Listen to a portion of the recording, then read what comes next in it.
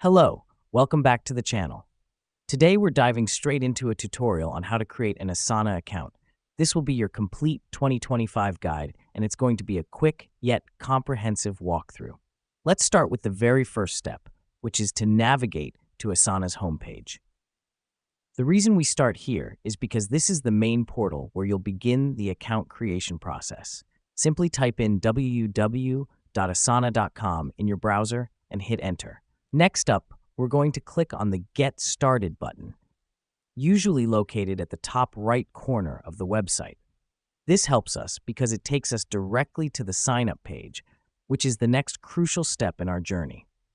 Now that we're on the sign-up page, you'll need to input your email address.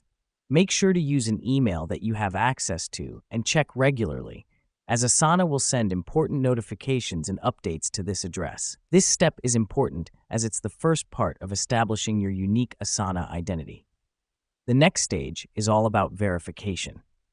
You'll receive a confirmation email from Asana with a link. Clicking this link verifies your email address, and it's a crucial step for security purposes. It's Asana's way of making sure that it's really you creating the account.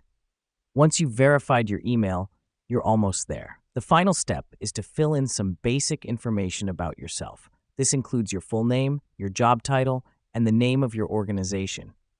This helps Asana to customize your experience and make it as relevant as possible to your work. Now, you might be wondering, why all these steps? Let me explain why this matters.